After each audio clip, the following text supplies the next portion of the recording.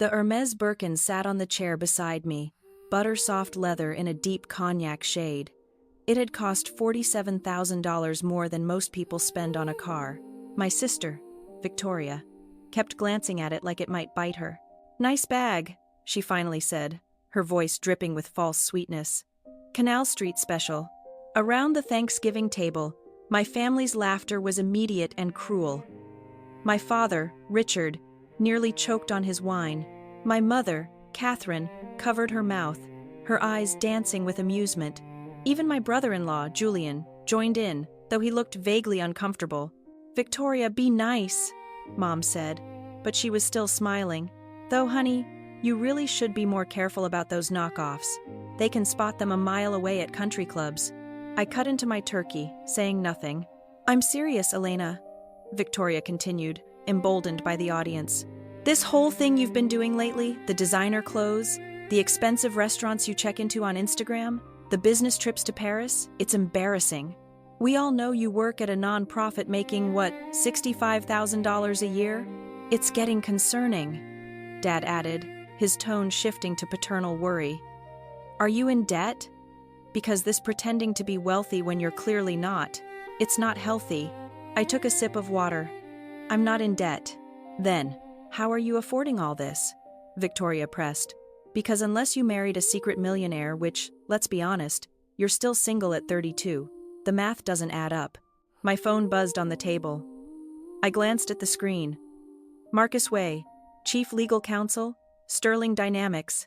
The message read, "Miss Sterling, confirming your order to sell 51% controlling shares of Sterling Dynamics stock. Transaction will execute Monday, 9 a.m., unless you cancel by Sunday midnight. Current value $12 million.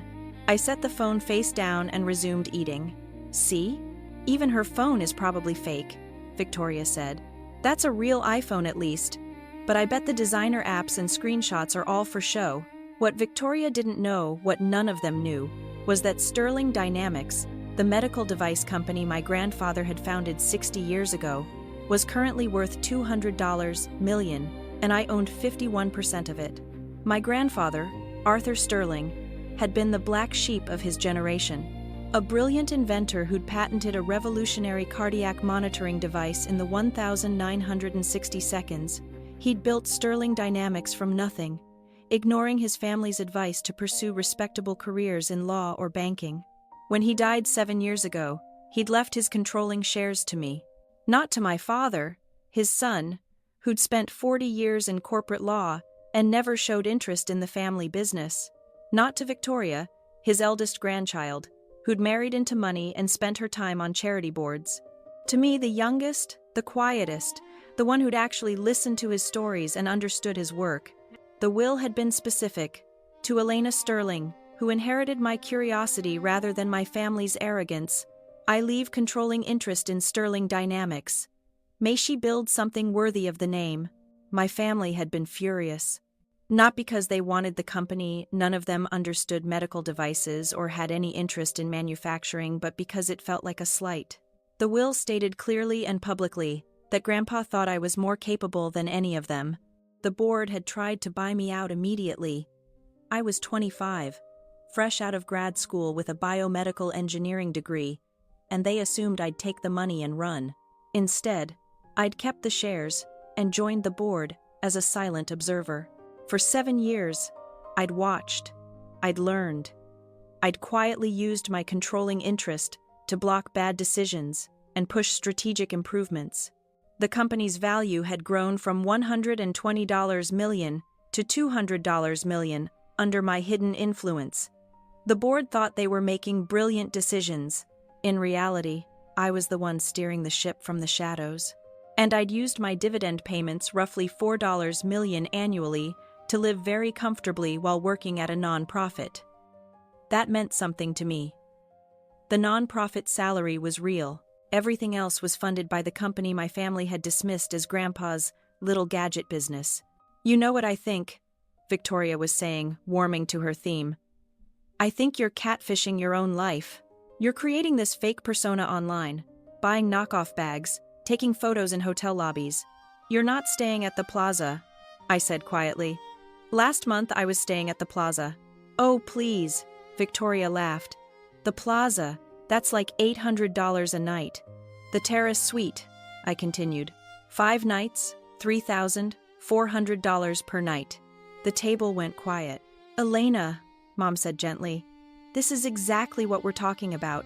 These fantasies. I also had dinner at Le Bernardin, I said, my voice still calm. Sat at the chef's table, $650 per person, plus wine pairings. Dad's expression shifted from amusement to concern. Sweetheart, are you hearing yourself? You're describing expenses that would cost more than your monthly salary.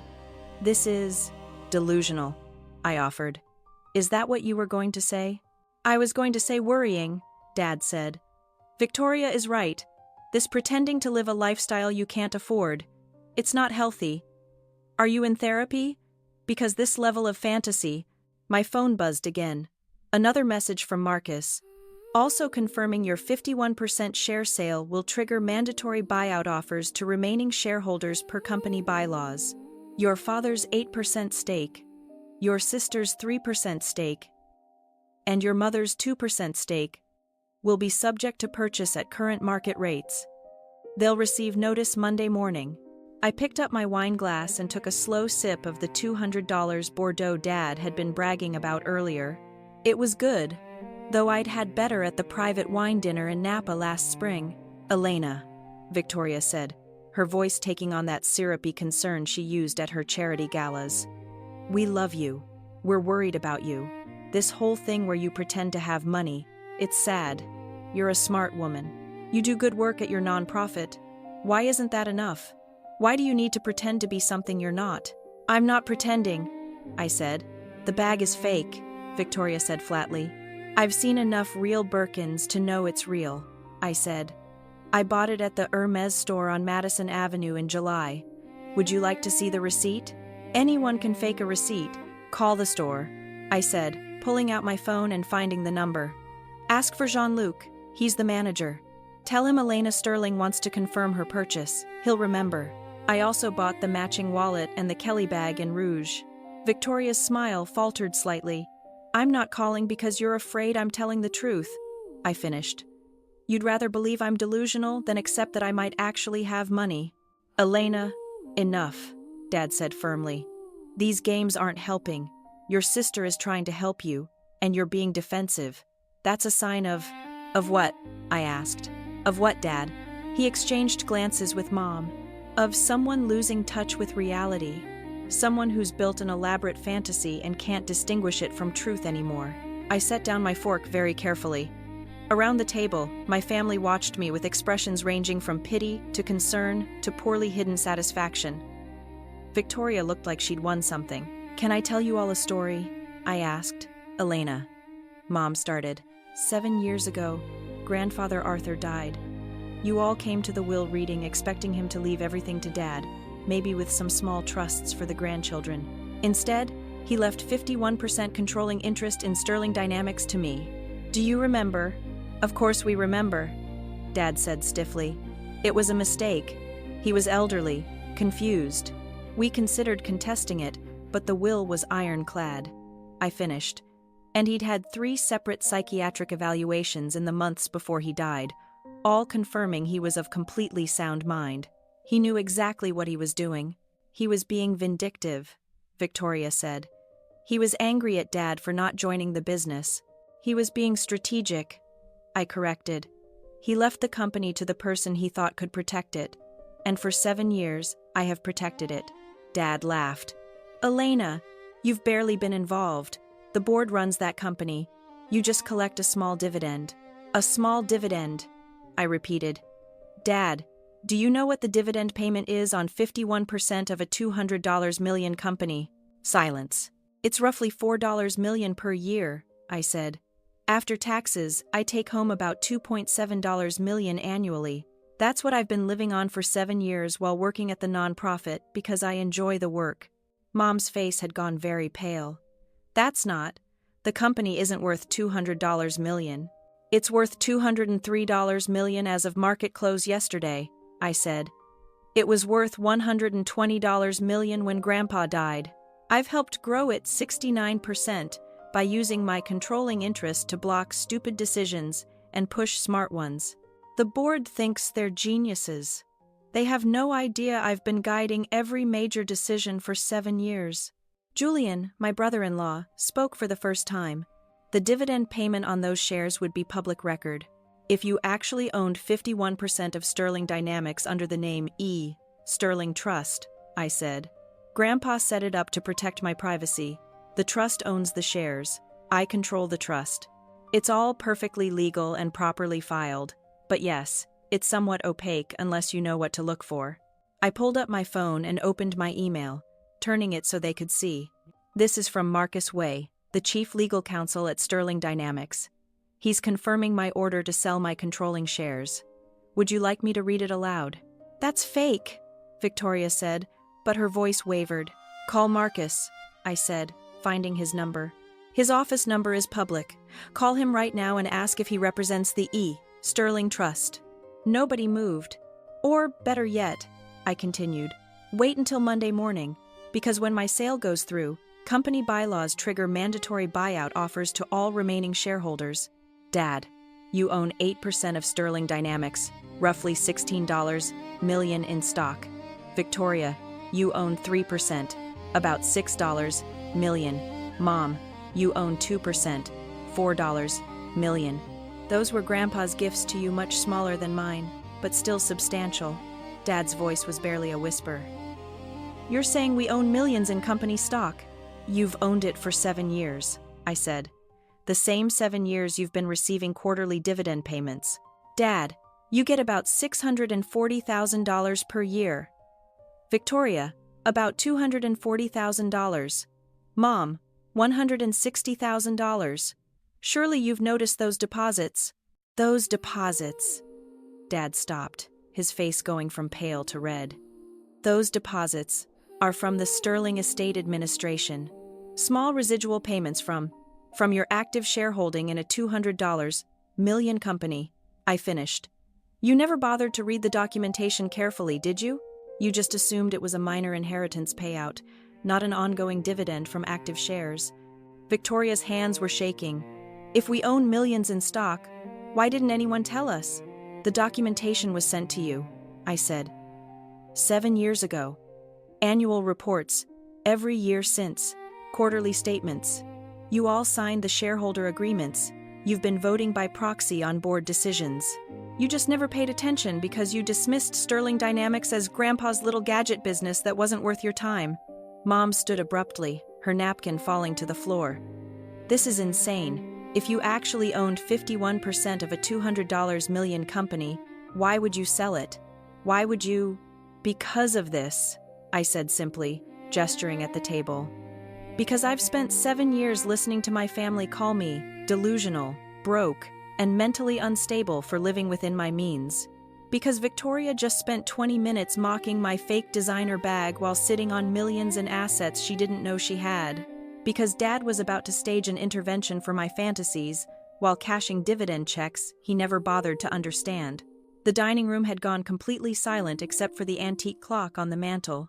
So yes, I continued, I'm selling my 51% controlling interest for $12 million after taxes to a private equity firm that's been trying to buy the company for 3 years.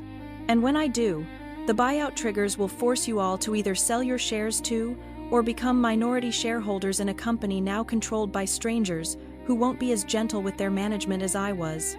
Dad sank into his chair. Elena, you can't. The company is our family legacy. It was Grandpa's legacy, I corrected. And he left it to me because he knew I'd protect it. For 7 years, I did. I guided it, grew it, made it more valuable, and now I'm done. Monday morning, I'm executing the sale. Unless, Victoria whispered. Unless what? I stood, picking up my very real Hermes bag. Unless between now and Sunday at midnight, I change my mind. But to do that, I'd need a reason. I'd need my family to acknowledge that maybe, just maybe, I'm not delusional. That maybe, I've been successful in ways you never bothered to notice because you were too busy assuming I was failing. I walked toward the door, then turned back. The bag is real. The plaza stay was real. The Le Bernardin dinner was real. The private wine dinner in Napa was real. The trip to Paris was for a Sterling Dynamics board meeting I attended remotely, but I stayed an extra week for the fashion shows. All of it was real, funded by the dividends from the company Grandpa trusted me to protect. Elena, wait, Mom said, standing. We didn't know. If we'd known, you would have paid attention, I asked. You would have taken me seriously? Mom, you receive quarterly statements from Sterling Dynamics. So does Dad. So does Victoria. None of you ever read them. None of you ever asked questions. You just assumed your small dividend payments were the extent of your involvement and never looked deeper. We'll look now, Dad said urgently. Let's call Marcus Way right now. Let's sort this out. Don't make rash decisions because of a bad Thanksgiving dinner. A bad Thanksgiving dinner, I repeated. Dad, this isn't about one dinner. This is about 7 years of being treated like I'm mentally unstable for living a life you didn't bother to understand. 7 years of interventions and concerned looks and suggestions that I get therapy for my delusions. All while I was protecting your financial interests and growing your assets by tens of millions of dollars. My phone buzzed again. A text from Marcus. The board is concerned about Monday's transaction. They've asked if you're willing to meet this weekend to discuss alternatives. Private dinner. Just you and the executive team. They're hoping to present a counteroffer to keep you engaged. I showed the text to my father. The board wants to take me to dinner this weekend. They value my involvement. They understand my worth. Can my own family say the same? Julian spoke up, his voice careful. Elena, if everything you're saying is true, and I'm starting to think it is, then I owe you an apology. We all do. But selling out of anger isn't. It's not anger, I said. It's exhaustion. I'm tired of being dismissed. I'm tired of proving myself to people who should have believed in me from the start. Grandpa knew what he was doing when he left me those shares. He knew I had what it took. I wish my parents had known it too. I walked to the door, then paused one more time. You have until Sunday at midnight to convince me not to sell. That's roughly 63 hours. In that time, you might want to actually read your shareholder documentation, understand what you own, understand what you've been benefiting from for 7 years, and maybe understand that your delusional daughter has been the most financially successful person in this family for the past 7 years, and you never noticed because you were too busy mocking her handbag. I left them sitting at the Thanksgiving table, walked to my car, a Tesla Model S that Victoria had previously called, probably leased to look impressive, and drove back to my apartment in Tribeca. My phone started ringing immediately. First Dad, then Mom, then Victoria. I silenced them all and poured myself a glass of wine from the bottle I'd been saving. A 2015 Chateau Margaux that had cost $850. For 7 years, I'd stayed quiet. I'd let them believe what they wanted to believe. I'd taken Grandpa's gift and honored it privately, growing the company and protecting our family's assets, while they'd assumed I was barely scraping by. But Victoria's comment about the fake handbag had been the breaking point. Not because it was particularly cruel, I'd heard worse, but because it crystallized everything wrong with our dynamic. They'd rather believe I was a delusional liar than acknowledge I might be successful. My phone buzzed. A voicemail from Dad. Against my better judgment, I listened. Elena, I just spent the past hour on the phone with Marcus Way and our family attorney. Everything he said checks out. You own 51% of a company worth $203 million. You've been the controlling shareholder for 7 years. Your mother and I have been receiving $640,000 annually, without understanding where it came from or what it meant. Sweetheart, I don't know what to say. I've been so focused on my career, on what I thought success looked like, that I never stopped to understand what you'd built. Your grandfather was right about you. He saw something I was too blind to see. Please don't sell the company. Not yet. Give us a chance to understand. Give me a chance to be the father who supports his daughter instead of dismissing her. You have until Sunday at midnight. I'm asking you to wait. I'm asking for a chance to see you clearly, Elena. I played the message twice, then deleted it. Next was Victoria. Elle, I'm so sorry. I was jealous. You're living this amazing life. And I've been sitting here married to Julian's family money, playing charity board games, pretending to be important. You're actually important, you're actually successful. And instead of being happy for you, I tore you down. The bag is real, your life is real, you're real. I'm the fake one. Please call me. Then Mom. My darling girl, I failed you. I let your father's definitions of success become my own. I forgot that your grandfather chose you for a reason. He saw your strength. I should have seen it too. I'm looking at the shareholder documents now. 7 years of quarterly reports I filed away without reading. 7 years of watching our investment grow while you guided it. How did I miss this? How did I miss you? Call me, please. I sat in my apartment looking out at the Manhattan skyline and thought about Grandfather Arthur. He died thinking I would protect the company, and I had. But he'd also wanted me to be happy, to be recognized, to be valued. Use the power I'm giving you, he'd said in our last conversation. Not just to protect the company, but to protect yourself. Don't let them make you small. For 7 years, I'd let them make me small. I'd stayed quiet, stayed hidden, let them believe what they wanted while I built something extraordinary behind the scenes. Maybe it was time to stop being quiet. Before we see the final decision, if this story of vindication resonates with you, please subscribe to the channel and share this video. Your support helps me continue to tell stories like this one. Now, let's see what happened Sunday morning. Sunday morning, I woke to find my entire family outside my apartment building. All of them, Dad, Mom, Victoria, even Julian. They'd been there since 6 a.m., according to the doorman. I let them up. We read everything, Dad said, holding a stack of documents.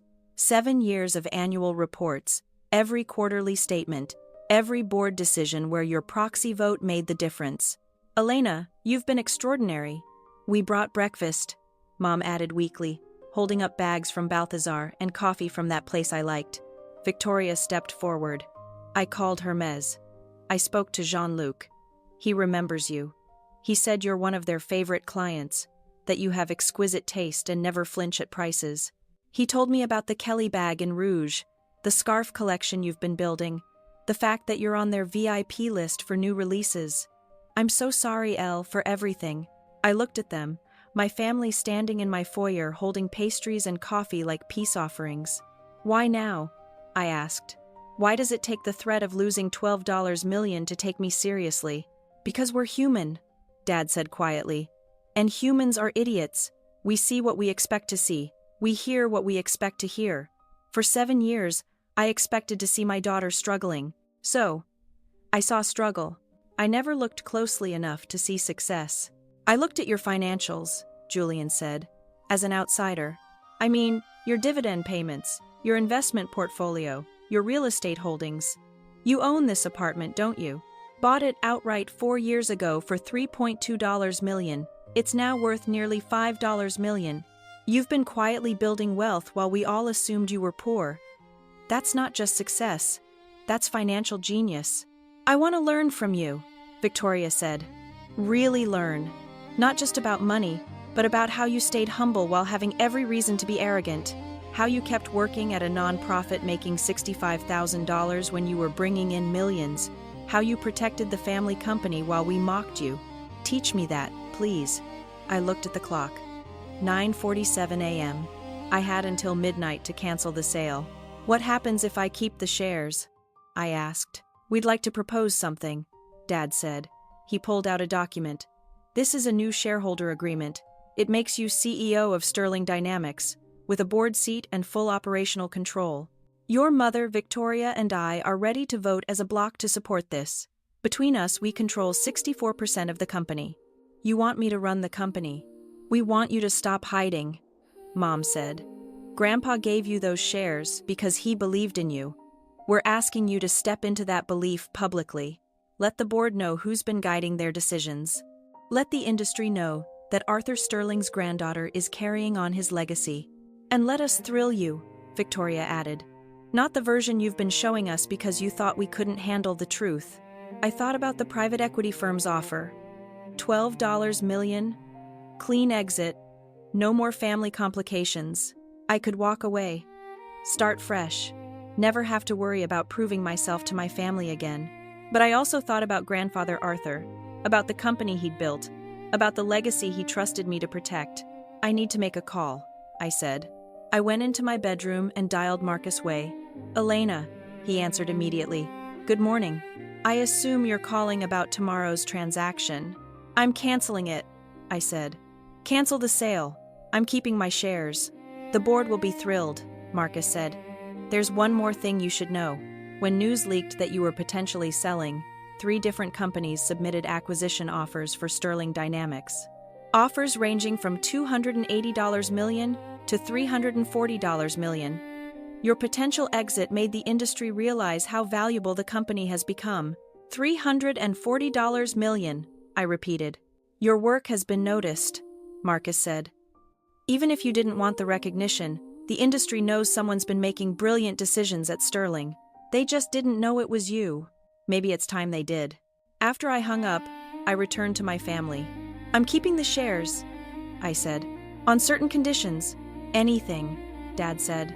First, no more dismissive comments about my life, my choices, or my financial decisions. You don't have to understand everything I do, but you have to trust that I know what I'm doing. Agreed, Mom said immediately. Second, I'm taking the CEO position, but I'm doing it on my terms. I'll split my time between Sterling Dynamics and my nonprofit work. Both matter to me. That's non-negotiable. We support that, Victoria said.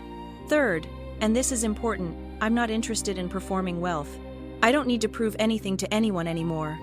I'll drive my Tesla, carry my Birkin, live in my Tribeca apartment, and work at my nonprofit.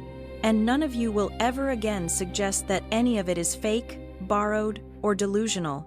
Never again, Dad promised. And finally, I said, Thanksgiving dinner next year is at my place. I'm hiring a chef, a real one, because if I'm going to host my family, we're doing it properly. For the first time that morning, everyone laughed. Victoria hugged me first, then Mom, then even Dad, who wasn't usually demonstrative. Julian shook my hand formally, then smiled. Can I just say, Julian said, that was the most badass financial play I've ever seen? Threatening to sell to make your family see you. That's legendary. It wasn't a play, I said. I was ready to actually sell, but you didn't, Mom said softly.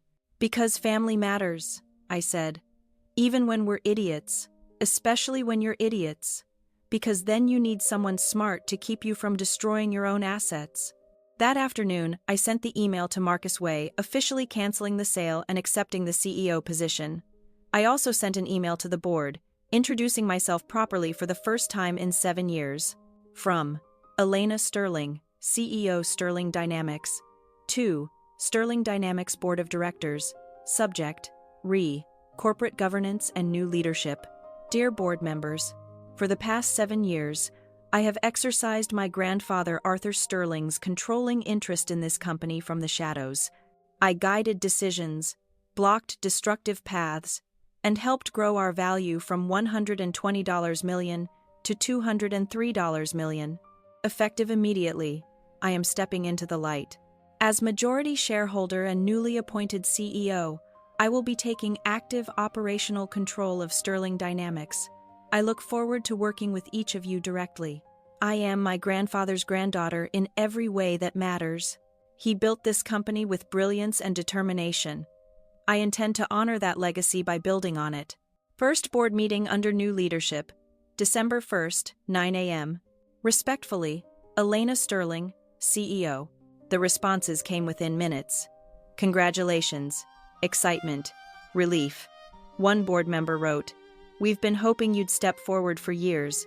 Welcome to the light." That evening, Victoria called. "I'm at Hermes right now.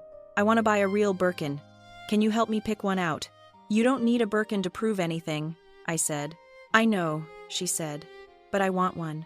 And I want my little sister to help me choose it because she has better taste than me, and I'm finally humble enough to admit it." I smiled. "Jean-Luc closes at 6. Get there by 5:30. Tell him you're my sister. He'll take care of you." "Thank you, Elle," she said. "For everything. For being patient with us. For not actually selling. For being extraordinary even when we couldn't see it." After we hung up, I sat in my apartment, my fully paid-for apartment, and thought about the past 7 years. The quiet success, the hidden wealth, the constant dismissal. And I realized something. I didn't need my family's validation to be successful. I'd already proved that. But having them finally see me clearly, that was worth more than $12 million. Sometimes the best revenge isn't dramatic destruction. Sometimes it's showing people exactly what they almost lost, and then choosing graciously to let them keep it. The Hermes bag sat on my counter, butter soft and perfectly real, just like everything else in my life.